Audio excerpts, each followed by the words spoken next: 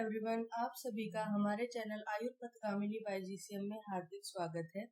आज की इस वीडियो में हम पढ़ेंगे ischaemic heart disease second part में हम आज इन्वेस्टिगेशन एंड ट्रीटमेंट को कवर करेंगे। फर्स्ट पार्ट में हमने इस्चेमिक हार्ट डिजीज की डेफिनेशन, इसके कॉजेज, पैथोफिजियोलॉजी और इसके क्लिनिकल सिंड्रोम को कवर किया था। तो चलिए शुरू करते हैं।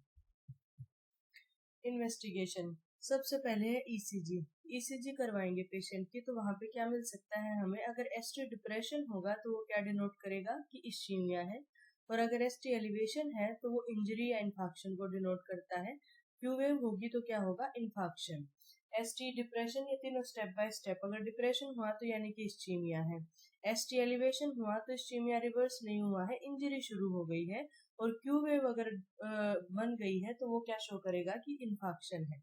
तो ST depression, ST segment below base line होगा, हॉरिजॉन्टल और down sloping open during ischaemia, ये शो करेगी ईसीजी पे।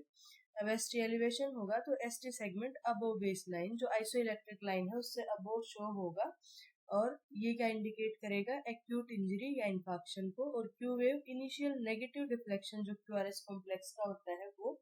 और पैथोलॉजिकल क्यू वेव क्या इंडिकेट करेगी कि जो है इन्फाक्शन हो चुका है, या फिर प्रीवियस एमआई को भी शो करती है। तो सबसे पहले जब भी पेशेंट चेस्ट पेन लेके आता है या कोई भी ऐसा सिम्टम लेके आता है तो सबसे पहले हम उसकी ईसीजी करवाते हैं, और ईसीजी में हमें जब इनमें से कोई भी चीज दिखेगी तब हम देन आगे जो कोई भी इन्वेस्टिगेशन है उसके लिए प्रोसीड करेंगे। नेक्स्ट है cardiac biomarkers, that is troponins and CKMB. अब इनको हम वन बाय वन देखते हैं। ट्रोपोनिन्स क्या होते हैं? रेगुलेटरी प्रोटीन्स होते हैं जो कि कार्डियक और स्केलेटल मसल्स दोनों में पाए जाते हैं, that control the interaction between actin and myosin for muscle contraction. जो कार्डियक स्पेसिफिक फॉर्म होती है वो ट्रोप आई और ट्रोप टी होती है। इनकी स्पेसिफिसिटी क्या होगी? Highly specific for cardiac muscle injury, myocardial necrosis को शो करते हैं। Sensitivity, very sensitive, rise 3 to 6 hours after myocardial infarction. जब एमआई होगा उसके 3 से 6 घंटे के बाद इनका लेवल राइज करता है। पीक होते हैं ये 12 to 24 आवर्स पे, और remain elevated for 7 to 10 days. जो ट्रोप आई है वो तो 7 से 10 दिन तक एलिवेटेड रहता है, और जो ट्रोप टी है वो 14 डेज तक एलिवेटेड रहता है। तो जब भी किसी को ऐसे सिम्टम आए हैं और हम पेशेंट का ट्रोप टी या ट्रोप आई करवाते हैं तो जो ट्रोप आई है उसकी वैल्यू कब तक रेंज मिल सकती है? 7 to 10 डेज तक, और जो ट्रोप टी है उसकी वैल्यू 14 डेज तक मिल सकती है। Clinical use, diagnosis of acute coronary syndrome, even small or silent MI is also useful for risk stratification। तो यहाँ पे जब भी पेशेंट को ऐसे सिम्टम आएंगे तो ईसीजी में कोई चेंजेस आए हैं तो ट्रोप टी और ट्रोप आई करा के हम ये देख सकते हैं कि कार्डियक मसल्स में कोई इंजरी हुई है कि नहीं हुई है। ये क्यों मोर स्पेसिफिक है? क्योंकि ट्रोप आई और ट्रोप टी, जो ट्रोपोनिन्स की ये दो फॉर्म है, ये स्केलेटल मसल्स में एब्सेंट होती है। So any rise almost always indicate heart muscle damage. इसीलिए जो ट्रोपोनिन्स है, ट्रोपोनिन्स काफी सारे होते हैं, उसमें से जो ट्रोप आई और ट्रोप टी है वो स्केलेटल मसल्स में नहीं होते। वैसे तो ट्रोपोनिन दोनों में होते हैं, स्केलेटल मसल्स में भी और कार्डियक मसल्स में भी, लेकिन जो ट्रोप आई और ट्रोप टी है वो ओनली कार्डियक मसल्स में होते हैं। तो इनका लेवल जितना भी राइज होगा तो वो मोस्टली यही इंडिकेट करता है कि हार्ट मसल्स में डैमेज है। Can detect even minor myocardial injury, making them superior to older markers.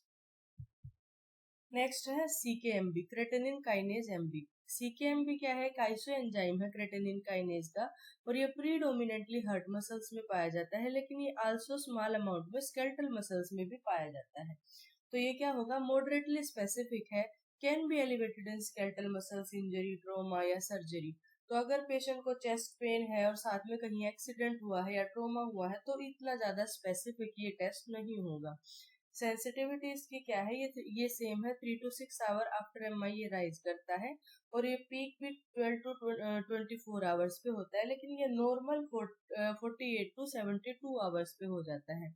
और जहाँ की हमने पढ़ा था जो ट्रोप टी और ट्रोप आई थे वो क्या थे? 7 to 10 डेज फॉर ट्रोप आई और 14 days for ट्रोप T.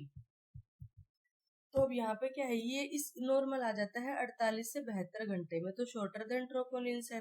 Useful for detecting re infarction due to rapid return of baseline but less commonly used now due to troponin availability. अगर किसी पेशेंट को दोबारा से इन्फेक्शन हुआ है तो उस कंडीशन में हम इसको करवा सकते हैं, और उस कंडीशन में ये हमें पता लगेगा कि ये अगर राइज किया है तो क्योंकि इसकी ड्यूरेशन क्या है, शॉर्ट है। लेकिन जब से ट्रोपोनिन जो है उनकी अवेलेबिलिटी हुई है तो इसकी जो है अब जो है यूज इसका इतना कॉमन नहीं रहा। ट्रोपोनिन ज्यादा स्पेसिफिक टेस्ट है जो कि हमें डिनोट करता है एमआई को। लिमिटेशंस क्या है?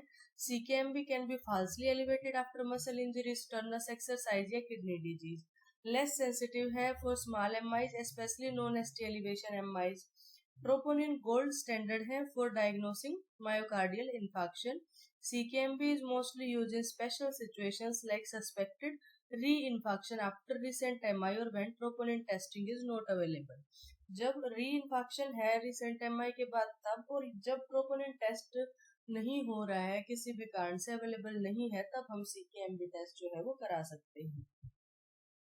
इसके अलावा कुछ स्ट्रेस टेस्टिंग भी पेशेंट की करा सकते हैं, जैसे TMT, stress echo, nuclear perfusion scan, और ये सब कॉन्ट्राइंडिकेटेड होते हैं अनस्टेबल एंजाइना या एक्यूट एमआई की कंडीशन में। सब की अपनी लिमिटेशंस होती हैं कि कौन सा टेस्ट कब करवाना है और कब उसकी कॉन्ट्राइंडिकेशन है। TMT, ट्रेडमिल टेस्ट जिसको बोलते हैं। पेशेंट जो है, जहाँ पे इमेज में भी आपको दिखाई दे रहा होगा ट्रेडमिल, और पेशेंट है और जो लीड्स वगैरह पेशेंट पे लगाई हुई हैं, तो ये क्या करते, इस टेस्ट में क्या करते हैं कि जो ये ट्रेडमिल है इसकी स्पीड और स्लोप हर कुछ स्पेसिफिक टाइम के बाद बढ़ाते रहते हैं। एक्सरसाइज इंक्रीज करेगी मायोकार्डियल ऑक्सीजन डिमांड और अनमास्क करती है ischemia due to fixed coronary stenosis. Ischemia is seen as horizontal और डाउन स्लोपिंग एसटी डिप्रेशन। हमने पहले भी पढ़ा था, अगर ECG में एसटी डिप्रेशन आया है तो वो क्या शो करेगा, इस्चीमिया को शो करेगा। Useful in stable angina and for risk stratification but require ability to exercise and a readable baseline ECG। Next is echocardiography and stress echocardiography. Echocardiography हम परफॉर्म करते हैं, स्ट्रेस में भी करते हैं और रेस्ट में भी कर सकते हैं। जो कार्डियक स्ट्रक्चर्स हैं, इजेक्शन फ्रैक्शन है, एग्जिस्टिंग जो वाल मोशन एबनॉर्मेलिटीज हैं, उनको डिटेक्ट करने के लिए इको करवाई जाती है। Echocardiography regional wall motion abnormalities like hypokinesia, akinesia, reduced left ventricle ejection fraction, diastolic dysfunction, mitral regurgitation जो पेपिलरी मसल्स में इस्चीमिया हुआ तो, लेफ्ट वेंट्रिकल डायलेशन और एन्यूरिज्म इन ओल्ड एमआई, तो ये देखने के लिए हम इको करवाएंगे। और इको में इजेक्शन फ्रैक्शन हम देखेंगे, percentage of blood ejected by the left ventricle in one contraction. Normal ejection fraction 55 to 70% होता है। अगर 50% से कम है तो रिड्यूस्ड इजेक्शन फ्रैक्शन होगा। Systolic dysfunction seen in mostly CAD and MI. Severely reduced ejection fraction होगा less than 30 to 35%, high risk of heart failure and arrhythmias। तो ये इको जब हम करवाते हैं तो ये फाइंडिंग सारी हम देखते हैं कि मसल्स कैसे काम कर रही हैं, इजेक्शन फ्रैक्शन कितना है, डायस्टोलिक डिसफंक्शन तो नहीं है, जो वॉल्स हैं उनकी एबनॉर्मेलिटीज, ये सब हम इको में देखते हैं। नेक्स्ट है stress echocardiography, more sensitive and specific than TMT। ये इस्चीमिया को डिटेक्ट करती है earlier than ECG changes and involves no radiation. Exercise और फार्माकोलॉजिकल स्ट्रेस जैसे कि डोब्यूटामाइन, कोई भी ड्रग दे के भी बॉडी पे स्ट्रेस प्रोड्यूस किया जा सकता है, या फिर एक्सरसाइज इंड्यूस स्ट्रेस हो सकता है, वो इस्चीमिया प्रोड्यूस करता है, that appears as a new regional wall motion abnormalities, तो स्ट्रेस इकोकार्डियोग्राफी से हम डिटेक्ट कर सकते हैं। Next is nuclear perfusion scan. The patient is made to exercise और given a stress inducing drug, similarly जैसे हमने स्ट्रेस इको में पढ़ा, and a radioactive tracer is injected into the bloodstream. Radioactive tracer जो है वो inject कर दिया जाता है ब्लड स्ट्रीम में, और हार्ट की इमेजेस ली जाती हैं during stress and at rest. Reduced Uptake during stress indicate ischaemia, while reduced uptake in both suggest infarction। Stress की कंडीशन में भी और रेस्ट की कंडीशन में भी रिड्यूस्ड अपटेक है, तो वो क्या शो करेगा। Next is coronary angiography. Coronary angiography is the gold standard investigation for coronary artery disease. ये डायरेक्टली विजुअलाइज करेगा कोरोनरी आर्टरीज को एंड एक्यूरेटली शो करेगा site, severity and extent of stenosis और अक्लूजन। ये डिफाइन करेगा coronary anatomy को, including number of vessels involve, lesion की length कितनी है, बाइफर्केशन लेजन्स है एंड कोलेटरल सर्कुलेशन। मतलब जैसे कि आपको इमेज में दिखाई दे रहा है, तो ये डायरेक्टली कोरोनरी आर्टरी को विजुअलाइज करके ये बता देगा कि किस साइड पे कितनी ब्लॉकेज है, कितना स्टीनोसिस है, ओक्लूजन है। ये सब देखने के लिए coronary angiography gold standard investigation है। Help in deciding the mode of revascularisation, जो ब्लॉकेज हुई है उसको दूर करने के लिए क्या मोड अप्लाई करना है वो भी डिसाइड करने में कोरोनरी एंजियोग्राफी हेल्प करती है, लाइक पीसीआई या CABG. Essential before revascularization to plan strategy, select target vessels and assess procedural feasibility। तो ये सब हम कोरोनरी एंजियोग्राफी से पता कर सकते हैं। Next is differential diagnosis of chest pain. Chest pain का डिफरेंशियल डायग्नोसिस सबसे फर्स्ट और most important is GERD. Next is costochondritis. Next is pulmonary embolism, aortic dissection and pericarditis. Management पे बात करते हैं, तो सबसे पहले मैनेजमेंट है लाइफस्टाइल मॉडिफिकेशन। अगर कोई स्मोकिंग करता है तो स्मोकिंग बंद करवानी है, क्योंकि वो एंडोथेलियल डिस्फंक्शन कॉज करेगी। डाइट प्रॉपर लेनी है, healthy diet, nutritional diet. Exercise जो है वो एक्सरसाइज पेशेंट के अकॉर्डिंग हम डिसाइड कर सकते हैं। And weight reduction.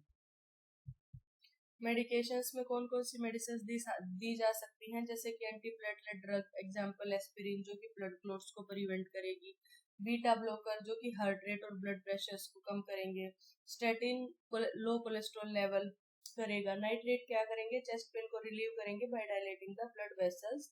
S inhibitors और ARBs manage the high blood pressure and improve the heart function.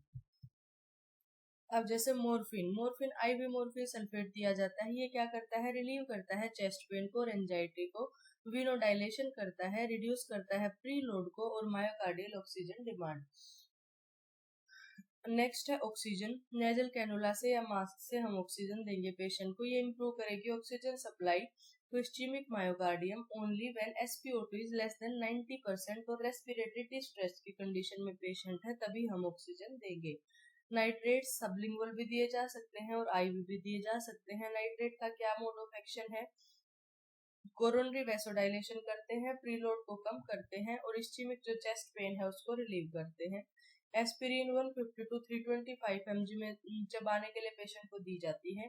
Antiplatelet drug है, थ्रोम्बस ग्रोथ को प्रिवेंट करती है by irreversible COX-1 inhibition. Beta blockers like metoprolol, atenolol ये heart rate को कम करते हैं, बीपी को और कॉन्ट्रैक्टिबिलिटी को, और ये मायोकार्डियल ऑक्सीजन डिमांड को कम करते हैं। हिपेरिन अनफ्रैक्शनड हिपेरिन दे सकते हैं, प्रिवेंट करेगा further clot formation and thrombus propagation. S inhibitors like enalapril, ramipril ये आफ्टरलोड को कम करते हैं and ventricular remodelling improve survival. Statins क्या करेंगे, एटोरवास्टेटिन, रोजुवास्टेटिन ये प्लेग की स्टेबलाइजेशन में हेल्प करते हैं, एलडीएल को रिड्यूस करेंगे, इन्फ्लेमेशन को कम करेंगे और फ्यूचर इवेंट्स को प्रिवेंट करेंगे। इसलिए कोई भी कार्डिक पेशेंट होता है तो उसके स्टेटिन शुरू कर दिए जाते हैं। इंटरवेंशन क्या कर सकते हैं या प्रोसीजर्स क्या कर सकते हैं, हम एंजियोप्लास्टी एंड स्टंटिंग कर सकते हैं। A minimally invasive procedure to open blocked arteries and places stent. Angioplasty and stenting, जहाँ पे भी ब्लॉकेज होगी वहाँ पे क्या करेंगे, उस ब्लॉक्ड आर्टरी को ओपन करने के लिए और वहाँ पे ओपन करके उसको एक स्टंट वहाँ पे डाल देंगे। Next is coronary artery bypass grafting, एक सर्जरी है जो हेल्दी ब्लड वेसल्स को बाईपास कर देती है। जो ब्लॉक आर्टरी है उनको बाईपास करके हेल्दी वेसल्स को कनेक्ट कर दिया जाता है कोरोनरी आर्टरी बाईपास ग्राफ्टिंग में। अगर आजकल काफी सारी इनोवेटिव अलग थेरेपीज भी आई हुई हैं, जैसे कि stem cell therapy and enhanced external counter pulsation. ये इनके भी रिजल्ट अच्छे हैं, लेकिन ये इतनी ज्यादा अभी ट्रेंडिंग नहीं है जितनी की कोरोनरी आर्टरी बाईपास ग्राफ्टिंग और एंजियोप्लास्टी और स्टंटिंग ये सब होती है। Ischaemia treatment for silent heart attack. Silent heart attack हमने पढ़ा था किन पेशेंट्स में ज्यादा होता है, डायबिटिक और एल्डरली पेशेंट में। Silent heart attacks often go unnoticed but can cause significant damage if untreated. Early detection इनका होना जरूरी है। अर्ली डिटेक्शन कैसे होगा, जब रेगुलर चेकअप्स पेशेंट कराएंगे और अवेयरनेस होगी सटल सिम्टम्स तो जब पेशेंट्स को ये पता होगा, डायबिटीज वालों को या फिर एल्डरली पेशेंट्स को, कि साइलेंट इस्चीमिया भी होता है, उसकी अवेयरनेस पेशेंट को होगी तो रेगुलर चेकअप कराएंगे, और अगर किसी को होगा तो अर्ली डिटेक्ट हो जाएगा। Medical management like statin, aspirin, beta blocker, जो भी उस पेशेंट की कंडीशन के अकॉर्डिंग होगा वो डॉक्टर की सलाह से शुरू करें। Life style modification, addressing risk factor through diet, exercise and smoking can prevent further damage. Monitoring, continuous follow-up with cardiologist ensure timely intervention and management. Prevention क्या करनी है? रेगुलर मॉनिटरिंग करवाओ, blood pressure, lipid profile, blood glucose level for early detection of cardiovascular risk. एक healthy lifestyle adopt करो, including a balanced diet, regular physical activity and avoidance of tobacco. Effective control of chronic conditions like diabetes mellitus, hypertension, dyslipidaemia and obesity, क्योंकि ये सब causes होते हैं IHD के, तो इनका कंट्रोल होना चाहिए। अगर किसी को डायबिटीज है तो ब्लड शुगर लेवल कंट्रोल होना चाहिए, हाइपरटेंशन है तो BP कंट्रोल होना चाहिए। Increased awareness of ischaemic heart disease and early recognition of warning symptoms. अब हमने पढ़ा था हैरिसन के अकॉर्डिंग क्या है कि डायबिटीज का रिस्क और CAD का रिस्क इक्विवेलेंट है। ट्रोपोनिन पॉजिटिव आया मतलब कार्डियक मसल्स में इंजरी हुई है, मतलब मायोकार्डियल नेक्रोसिस। ST एलिवेशन कब होगा? जब ट्रांसम्यूरल मतलब कंप्लीट ट्रांसम्यूरल MI होगा। Silent ischaemia common in diabetes. Stable angina यानी कि फिक्स्ड ऑब्स्ट्रक्शन। तो आज की इस वीडियो में हमने इस्चेमिक हार्ट डिजीज की इन्वेस्टिगेशन एंड ट्रीटमेंट को कंप्लीट किया है। अगर आपको वीडियो अच्छी लगी तो वीडियो को लाइक करें, चैनल को सब्सक्राइब करें। Thank you so much.